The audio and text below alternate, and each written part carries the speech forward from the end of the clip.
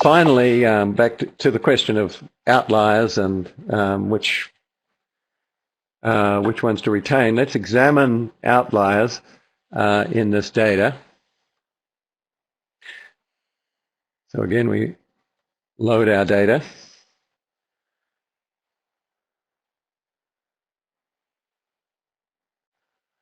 Now we've already basically checked for nulls and so on, but we'll just redo it here. So the only places where we don't get any null, shall I say, and again, on the description, there are no, we're not looking at, let's see what's going on here. There are no zero prices. And there's at least one zero volume. It looks like I didn't include that here.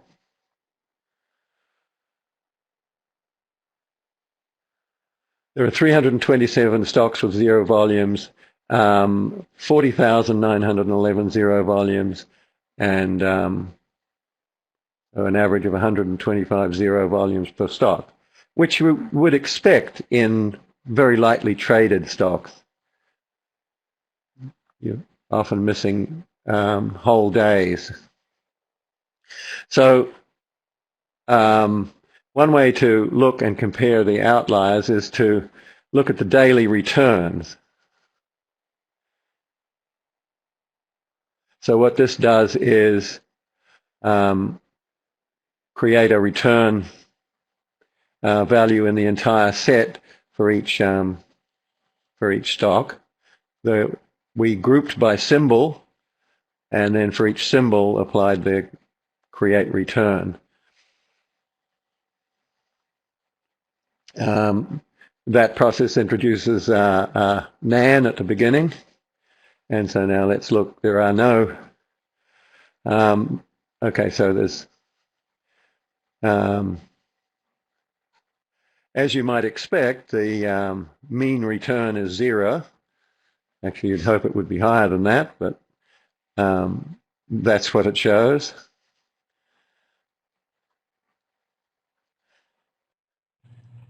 Oh, just a note. Previously we had been saying that we should be using unadjusted stocks, but to compute returns, obviously we have to use adjusted prices. Yes. Yes, right. Otherwise, you will get severe outliers in the cases, and false ones too. So, yes, good point, Ernie. Use the close instead of the unadjusted close. Okay.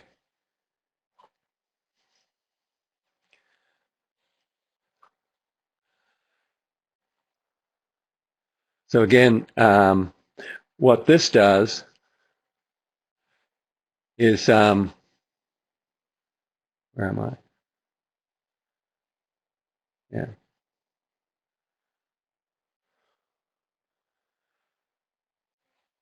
This is code that, let's just quickly look at this. We've got our code for plotting, and what it does is it does 18 separate plots, and it is choosing which ones to plot by using the sorted returns row number. So in other words, it will plot charts of the close of the 18 stocks that have the highest return values somewhere in their data. So in other words, we're going to plot the anomalies.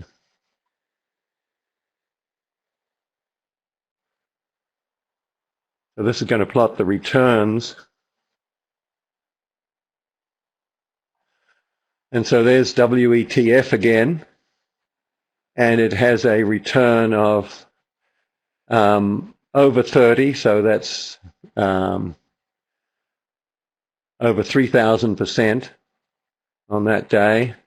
Here's a DHCPQ, another 15,000% return, and so on. As they go down, they're getting a little more reasonable.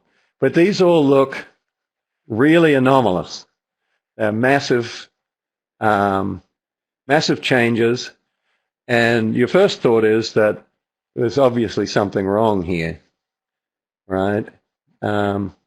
Again, even as we get down, we're still up in the 6,000% range. And toward the end here, you've got something very strange at the beginning of this delisted stock, GLF. We're still at very high values here. Just having a look at the sorted returns. So in other words, what do the returns look like? And again, that's the... Sorry, Walter, a question. Yeah. What about the negative returns? I see that you have sorted based on the descending in magnitude returns. What about those that drop 100%? Yeah. Let's see.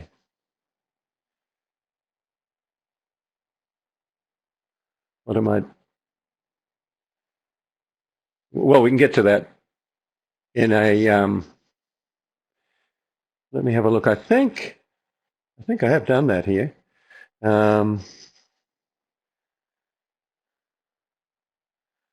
But we can just simply find the.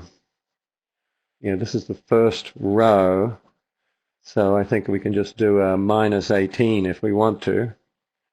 Let's give that a try.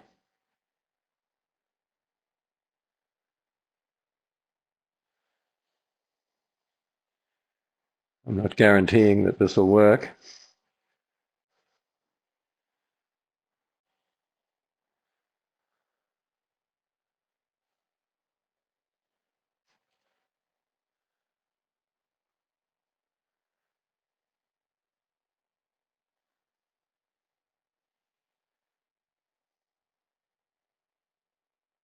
So this is the other end, the absolute worst ones. And again, they go from very, very. But what about the chart, the corresponding chart you plotted from up, like those little vertical bars? The top one, yeah. I should do that. Yeah, these ones here, right? Oh, I see. Did I not plot return with the minus 18? Right, the corresponding charts to the one that you plotted first, which is a daily return, yeah. But just to look at. Yeah, right.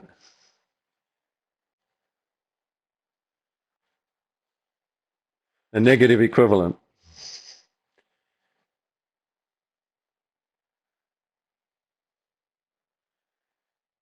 So it's interesting that they also have very high values too. But so we're looking at what's going on along the bottom here. Yes, I think oftentimes, if the price has an error, has a problem price, one day you will see a big spike up, and then the other you will see a big spike down because the price returned to normal. So it right. would. Which is a good question. Okay, so if we did not eliminate this kind of outliers, what kind of strategy would show a huge profit? Let me see if anyone has an idea. And what kind of strategy would show a huge loss if we didn't eliminate this kind of outliers?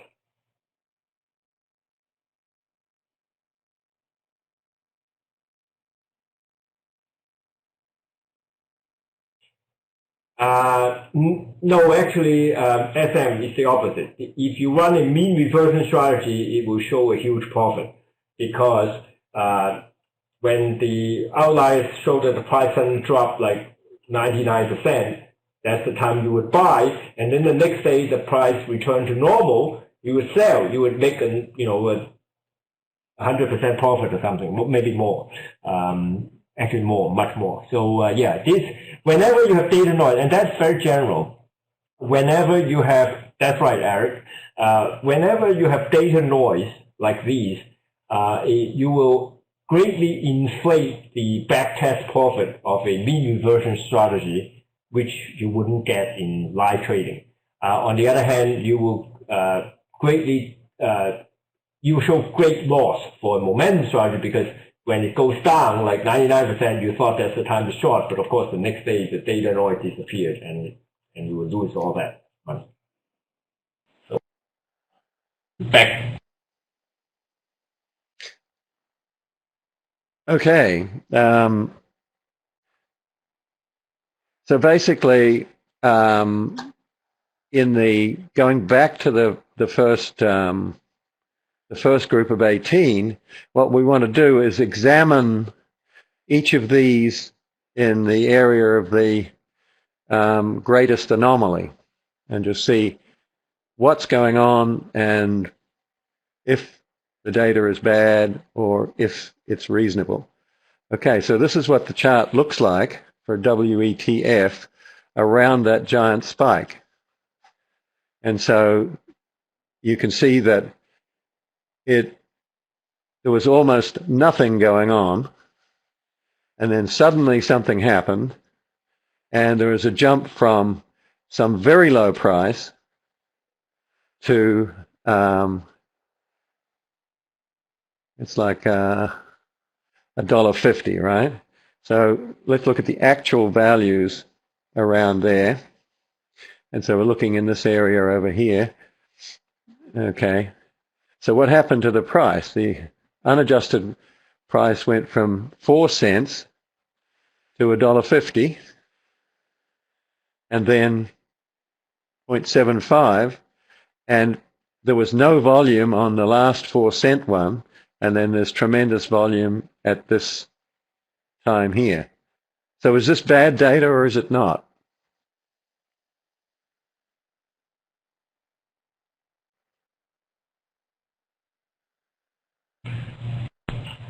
Any votes on whether this data is bad or good? Those who think that this is bad data, please raise your hand.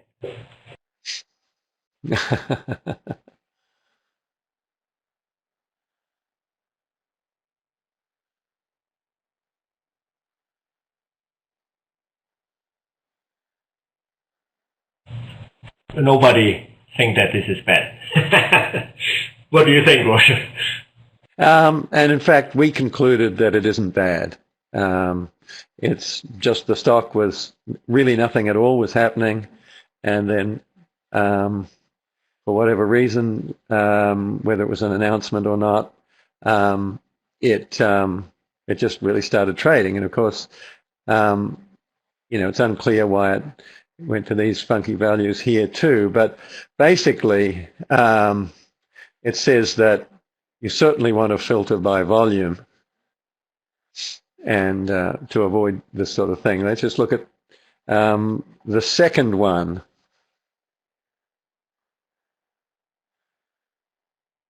Similar sort of thing. The stock was doing absolutely nothing, and suddenly its price jumps.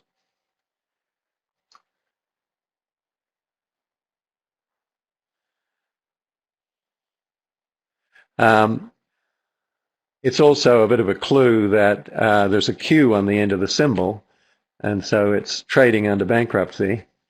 Although we don't know whether it was actually doing that at the time, and they may have replaced the data for the symbol going back there. So it requires more research. Again, on this one, we concluded that, in fact, that data is real, and so you either need to decide not to use that stock in your strategy, which I think would be a good idea, or be fully aware that this is what happened. Same for TXMD, really dramatic changes. And again, the same conclusion. Especially... But the guy has no volume. No volume at all. Bad? No, it doesn't. It just means that whatever quotes were there changed in this way. I guess a stock can have whatever price it likes if it has no volume at all. No, that's something interesting. Okay, so let's focus on this case, right? The open high-low. Okay, let's just talk about the close. I believe that CSI data and many other data vendor for the closing price, it has to have a trade. Otherwise, there cannot be a closing price, right? Because they don't post the bid ask. It is not derived from the bid ask. It's not derived from the mid price. So I'm kind of surprised to see that there is a closing price when there's no volume, because the close price is supposed to be a trade execution price. It's not the mid price. Right. So I'm kind of mystified how there can be a price when there's no volume. I would tend to think that this is a data error if I had to look at it. Yeah. But certainly, for whatever reason, it's like this.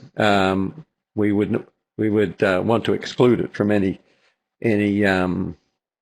strategy that we would test. Now, here's something interesting. This stock has these huge ranges every day, and why would that be? Well, again, the price is just going from 0.1, and here's another case of a 0, and very, very low volume, and then a sudden step right here, and that's the step. Where is that exactly? That's 324. So that's in this area here. And it's this jump from here to here.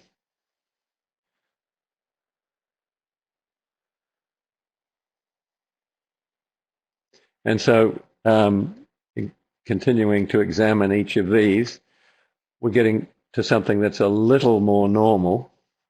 And why did this happen?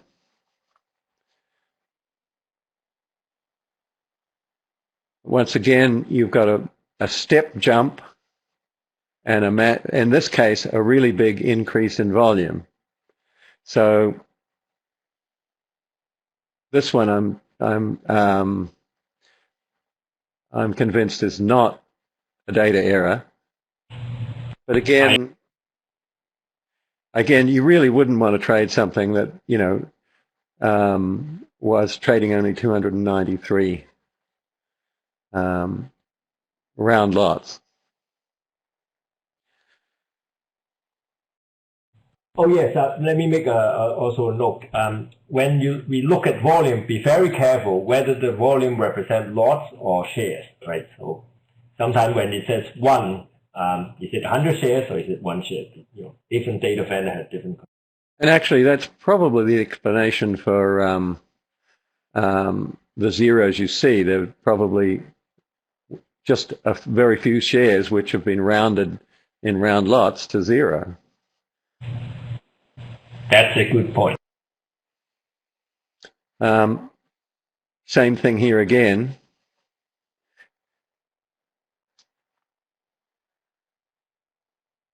And again, essentially no volume.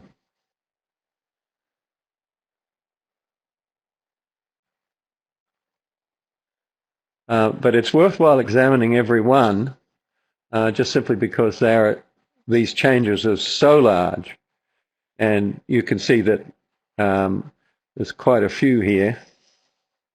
But the place that has the most egregious change is here, and it's going from 1 cent to 6 cents on 417. And so here's, let's see, where's 417? Here. Actually, that's not Oh, I see. This is this value here, I think. So that this is the 417 here. And so it goes from um,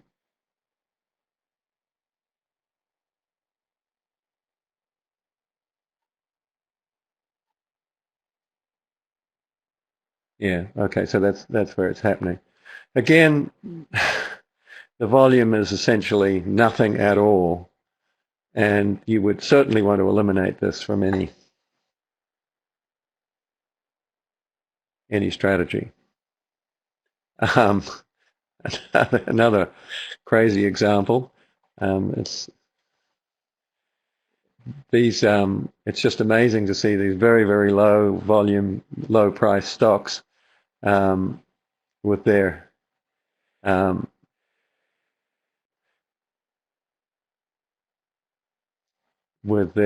strange recorded behavior at these times. And again, um, the volume is so low as not to count.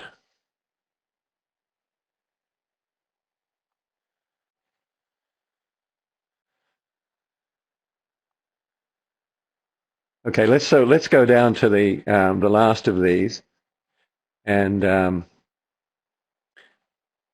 we'll just see how far. Oops.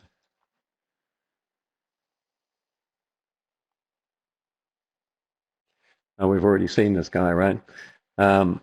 Just at a different time. And so insanely low volume.